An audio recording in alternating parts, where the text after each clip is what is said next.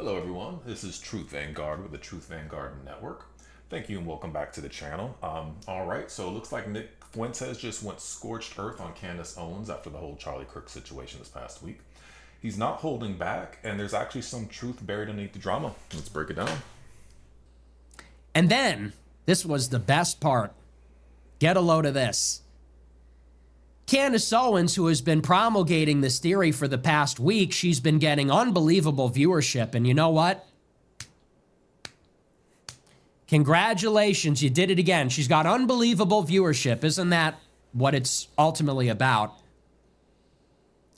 Candace Owens finally admitted tonight that Israel wasn't behind it at all. And she never said they were.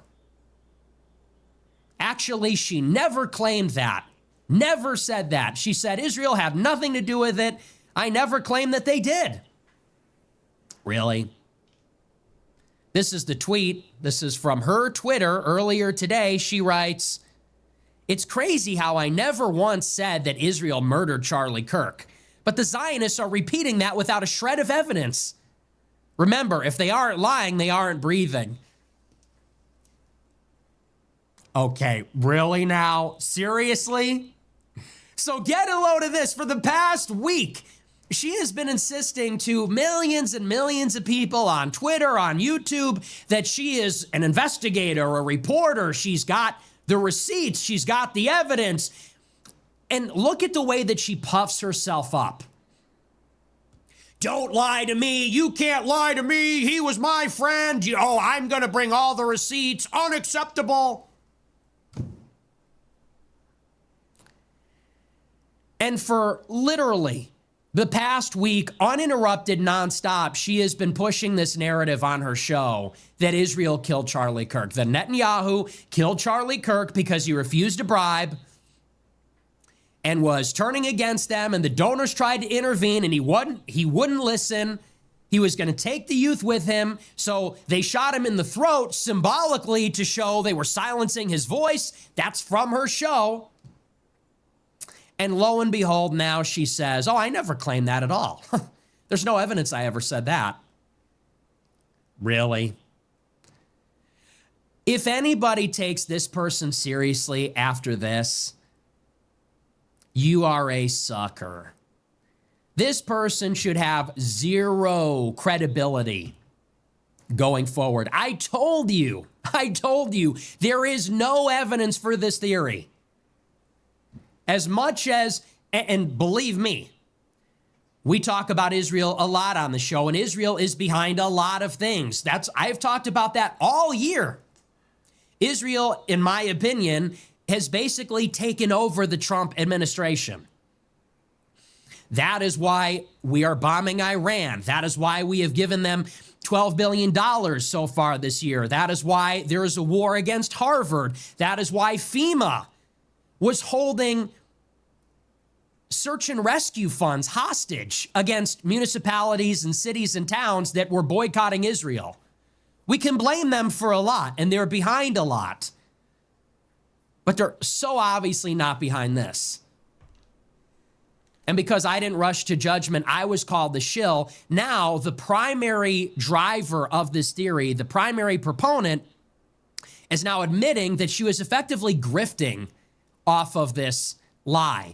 There was this calculated effort to, by insinuation, imply that Israel was behind it, almost in a legalistic way, almost in like a lawyerly way. I never said they were behind it. I just, implied it day after day after day. I pretended like I had evidence, never presented it. Maybe that's going behind the paywall too, like my interview with her. What a joke. Talk about discrediting yourself. Talk about discrediting the Israel critical right wing. And honestly, that is maybe the biggest damage that is being done. Because that's what everybody recognizes her as, is the face or one of the faces of the Israel critical right wing. And you know what? If you're like the boy who cried wolf, and you blame them for everything, and literally everything is just Jew, Israel, it does make us look like idiots. It does make us look unserious. It does make it look like we actually don't have arguments, because Israel is behind a lot of things. They're not behind literally everything that happens. You can blame them for a lot. You can't blame them for literally everything that takes place on earth. And if you do, with no evidence, and then you backpedal, then you just look like an idiot. And then you just look like a crank and a kook. And how can anybody take us seriously when Israel is behind something? And here's the damage that's being done. I'm going to be very specific about this. This is not me expressing my... All right, y'all. So all jokes aside, he's making a fairly good point. Now, this is where credibility takes a hit. If you're saying you have a bombshell evidence, but weeks go by and nothing drops, you're eroding your own trust. And Nick knows that, his audience knows that, right? The other thing too is, personal shots aside, the frustration is real, especially as us as Americans that want to defend truth. It's not just about Candace. It's about how mixed messages divide the right at the time when the establishment already using division to their advantage. The left always uses a division to their advantage. And us as Americans, we need to stick together. Let's carry on. Personal problems with Candace Owens, although it may come across that way, let me be very specific. In the background of everything that is happening right now with Charlie Kirk, Israel is rolling tanks through Gaza City. Everybody took their eye off the ball, and while we're talking about Charlie Kirk, and rightfully so, but while we are distracted, Israel is rolling tanks through Gaza City, destroying all their remaining buildings. And their next move, after they do this, is they're getting ready for regime change in Iran. Mark my words, take it to the bank. They have been talking about it openly. Marco Rubio was there a few days ago, and that is what the Israelis told the American delegation. We want regime change in Iran. And it's been said often, how will they get the American public behind a war in Iran? It's not a difficult question. It's an obvious question. It's pretty clear that they may use a false flag attack. Quite obviously. They benefited from the war in Iraq. That's why we ask questions about 9/11. If we're going to war in Iran, will there be an analog to that? Will there be an analogous false flag attack? Now, what happens if every time something happens, dummy over there, dummy Candace Owens says, Israel, Israel, Israel. Oh, no, I have no evidence. Oh, I never said they did it. Then when Israel actually does do a false flag, we look like the boy that cried wolf. People are going to say, remember the last time you blamed them with no evidence? Remember the last time? And you said, we don't need evidence. They're just responsible for everything. That's when credibility is going to be really important. It might be of world historical importance, actually, to have credibility in a moment like that. That's why it's important not to take the bait and say that they're behind everything from Cracker Barrel changing their logo to Charlie Kirk being shot to who knows what else. So, talk about a lack of integrity. All she did for the past week was gaslight the public, and by definition, that's what it is. Gaslight her audience, gaslight the public.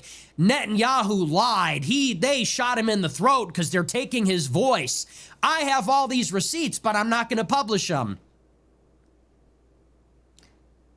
And then literally a week later, she's going to put on Twitter, oh, I never said they were behind it. I never said that at all. I just strongly implied it. We all know what you said. We all know what you meant. You dummy. You irresponsible, grifting dummy. I've so had it with that.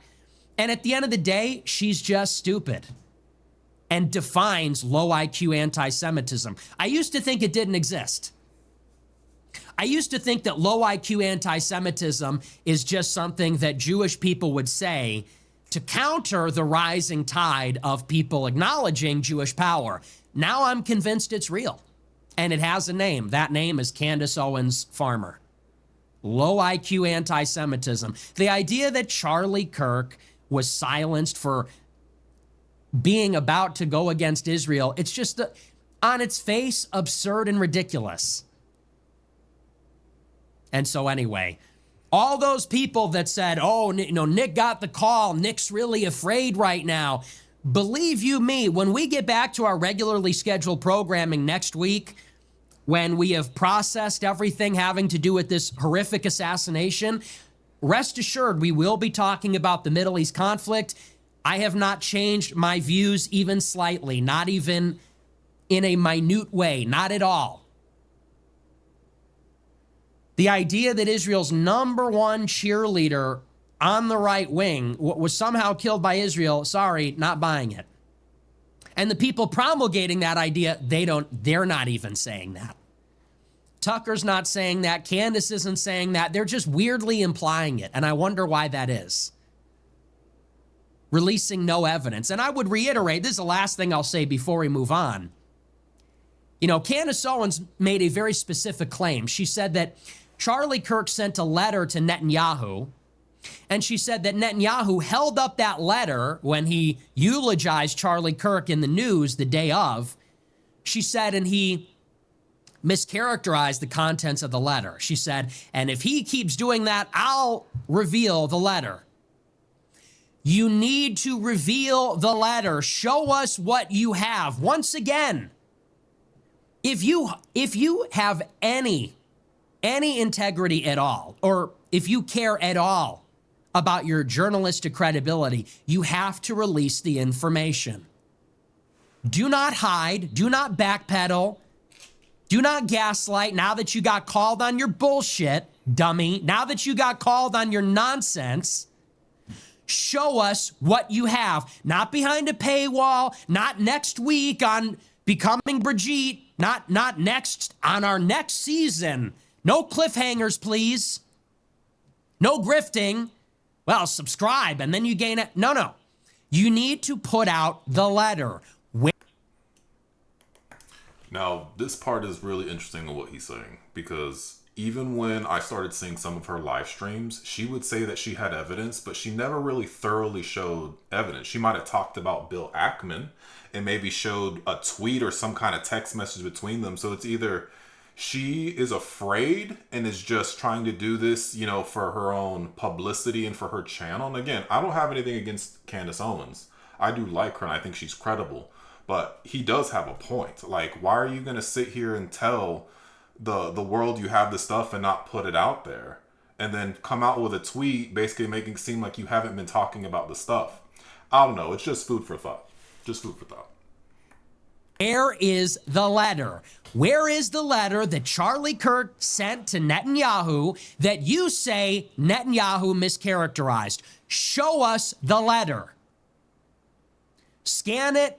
Put it on Twitter immediately. Otherwise, you're a joke. Otherwise, you are just as bad as the lying Jewish media, because that's the kind of shit that the Jewish media pulls. It's no different. And here's the thing. We, on this dissident side, we have many disadvantages. We are censored. We are slandered. We are boxed out of institutional circles. The one superpower that we have is the truth. We have the truth on our side. We have credibility. And the reason that so many people are looking to people like me, or even Candace or Tucker, is because to the extent that we're talking about what Israel is doing, we're telling the truth that the media is not. And that is why we are some of the most popular figures on the right wing today. That's why we are surging inexplicably, in spite of all of those disadvantages. Tucker getting canned at Fox, Candace getting canned at Daily Wire, me being banned from everything, never having been paid by Rupert Murdoch or Ben Shapiro. Now, this is one thing I do like about Nick Fuentes. Besides everything that he's saying about her, I do like that he still frames her and Tucker as one of the most influential voices, because they are. If it shows he sees her as part of the inner circle, flawed but still too big to dismiss, which, it's just really Candace just getting her footing in the ground, That's my thoughts on that. And if you start to lie, if you start to finesse or manipulate the truth and you lose your credibility, then you have no advantage there. And people are and that's actually a serious problem. Because I'll tell you what, when people look at these conspiratards and Red Lobster's a conspiracy, Cracker Barrel's a conspiracy, sooner or later, very intelligent people, they're gonna tune out. My right hand to God, I have seen it happen. My right hand to God, I have seen very brilliant, very intelligent young men from Ivy League schools working in the Trump administration. They have literally been pushed back into mainstream politics because they were repelled by the kind of grifting and dishonesty that they see from some of these characters. Because there's just not intellectual rigor. There's not seriousness. It actually does have severe negative effects. That's why people... I 100% agree with him. I think, at the end of the day, whatever is going on, perhaps Candace has donors that don't want to put it out there because they're afraid for their lives or they're afraid for her life. We really don't understand. But as Americans and as people, we do need to wake up. And that's what this channel is about here at Truth Vanguard. But you guys, so here's the real question. Is Nick being fair in calling Candace out? Or is Candace intentionally playing both sides for influence? And why keep her on the top commentator bracket even if after ripping her apart? Let me know what you think below, guys. Like, comment, and subscribe. I'll see you guys in the next one.